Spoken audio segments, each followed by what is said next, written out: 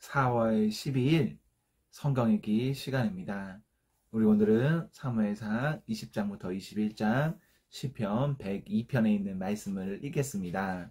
사무엘상 20장부터 21장 시편 102편에 있는 말씀입니다. 20장 다윗이 라마의 나요트에서 빠져나와 집으로 돌아온 다음에 요나단에게 따져 물었다. 내가 무슨 못할 일을 하였느냐? 내가 무슨 몹쓸 일이라도 하였느냐? 내가 자네의 아버님께 무슨 잘못을 저질렀기에 아버님이 이토록 나의 목숨을 노리시느냐? 요나단이 그에게 대답하였다. 자네를 죽이시다니 결코 그런 일은 없을 것에 내가 분명히 말하지만 우리 아버지는 큰 일이든지 작은 일이든지 나에게 알리지 않고서는 하시지 않네. 그런데 우리 아버지가 이 일이라고 해서 나에게 숨기실 까닭이 무엇이겠는가? 그럴 리가 없네. 그러나 다윗은 맹세까지 하면서 말하였다. 자네가 나를 지극히 아낀다는 것은 자네의 아버님도 잘 알고 계시지 않는가? 그렇기 때문에 이 일만은 자네에게 알려서는 안 된다고 생각하셨을 걸세.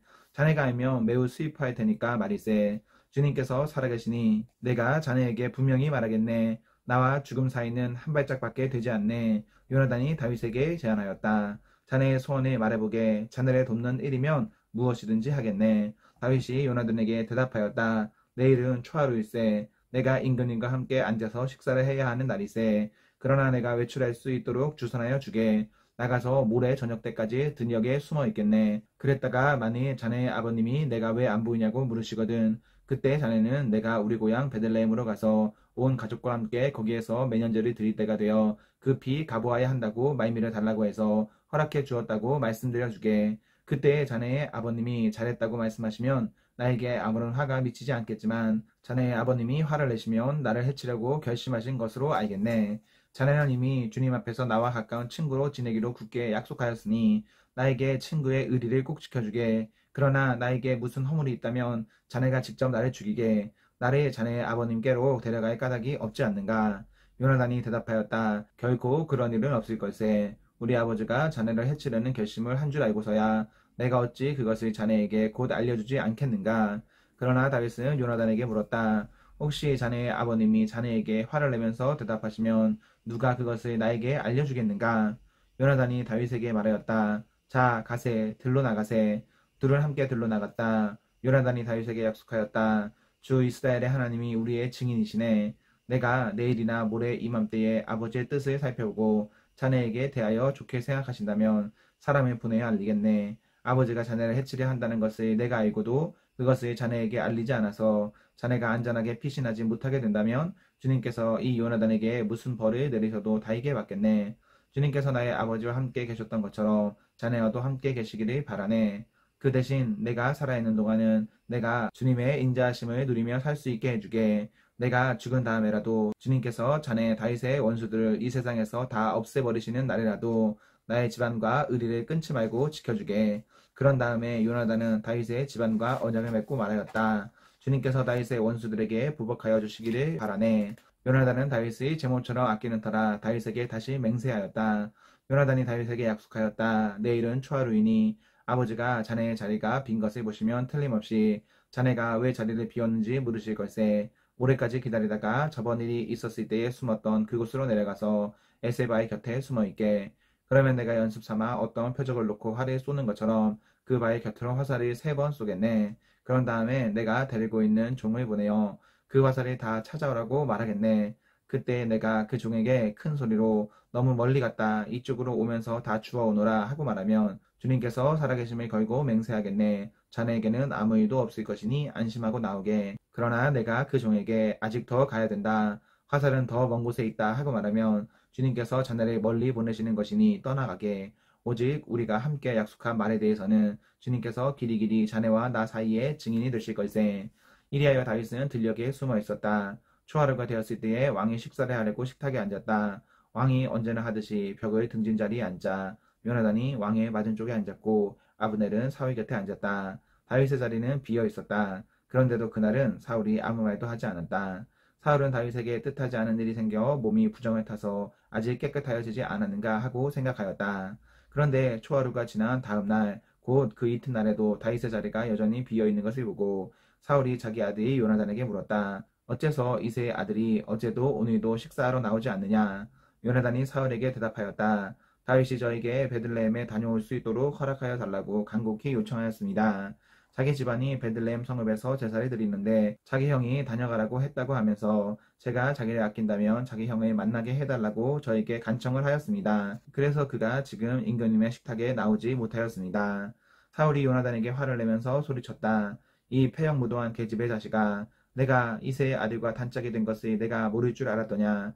그런 녀석과 단짝이 되다니 너에게도 부끄러운 일이고 너를 낳은 내 어미를 발가벗기는 망신이 될 뿐이다. 이새의 아들이 이 세상에 살아있는 한은 너도 안전하지 못하고 너의 나라도 안전하지 못할 줄 알아라. 빨리 가서 그 녀석을 당장에 끌어오너라. 그 녀석은 죽어야 마땅하다. 요나단이 자기 아버지 사울에게 그가 무슨 못할 일을 하였기에 죽어야 합니까? 하고 항의하니 그 순간 사울이 요나단을 찔러 죽이려고 창을 뽑아 겨냥하였다. 그제서야 요나단은 자기 아버지가 다윗을 죽이려고 단단히 벼르고 있다는 것을 알아차렸다.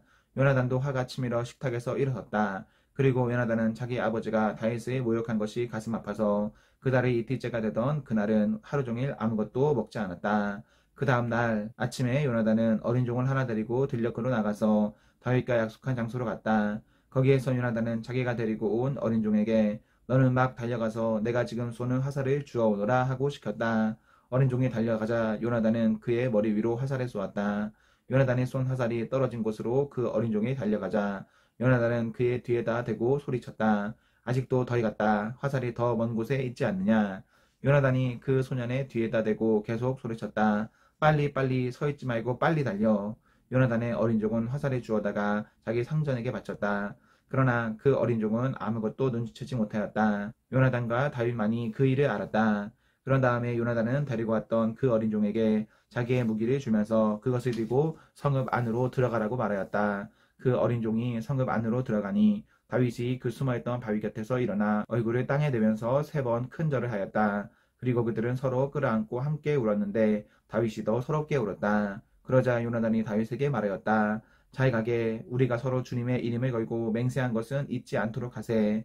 주님께서 나와 자네 사이에서 뿐만 아니라 나의 자손과 자네의 자손 사이에서도 길이길이 그 증인이 되실 것에. 다윗은 일어나 길을 떠나고 요나단은 성 안으로 들어갔다. 21장.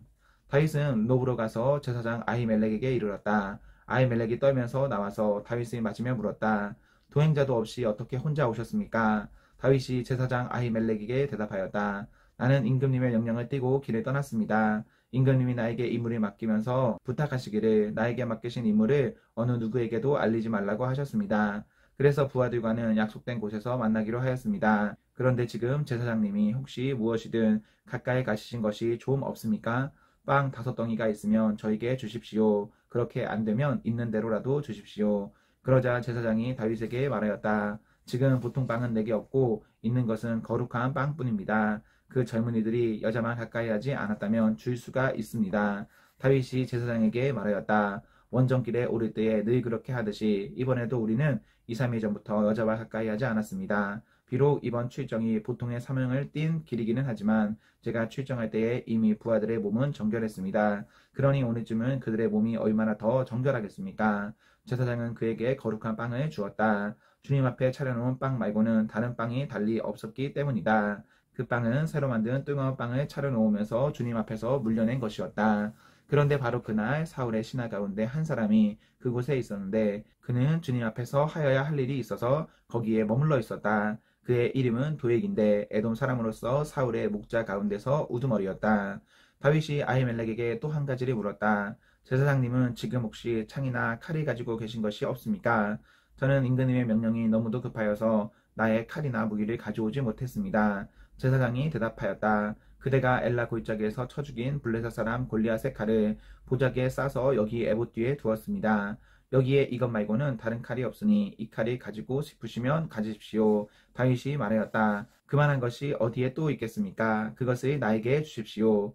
다윗이 거기를 떠나 그날로 사울에게서 도망하여 가드왕 아기스에게로 갔다. 아기스의 신하들이 왕에게 보고하였다. 이 사람은 분명 저 나라의 왕 다윗입니다. 이 사람을 두고서 저 나라의 백성이 춤을 추며 이렇게 노래하였습니다. 사울은 수천 명을 죽이고 다윗은 수만 명을 죽였다. 다윗이 이 말을 듣고 가슴이 뜨끔했다. 그는 가드왕 아기스 옆에 있는 것도 안전하지 못하다는 생각이 들었다. 그래서 그는 그들이 보는 앞에서는 미친 척을 하였다. 그들에게 잡혀있는 동안 그는 미친 사람처럼 행동하여 성문 문짝 위에 아무렇게나 글자를 글적거리기도 하고 수염에 침을 질질 흘리기도 하였다. 그러자 아기스가 신하들에게 소리쳤다. 아니 미친 녀석이 아니냐? 왜 저런 자를 나에게 끌어왔느냐? 나에게 미치광이가 부족해서 저런 자까지 데려다가 내 앞에서 미친 짓을 하게 하느냐? 왕궁에 저런 자까지 들어와 있어야 하느냐? 시편 102편. 주님, 내 기도를 들어주시고 내 부르짖음이 주님께 이르게 해주십시오. 내가 고난을 받을 때에 주님의 얼굴을 숨기지 마십시오. 내게 주님의 귀를 기울여 주십시오. 내가 부르짖을 때에 속히 응답하여 주십시오. 아, 내 달은 연기처럼 사라지고 내 뼈는 화로처럼 달아올랐습니다. 음식을 먹는 것조차 잊을 정도로 내 마음은 풀처럼 시들어서 말라버렸습니다. 신음하다 지쳐서 나는 뼈와 살이 달라붙었습니다.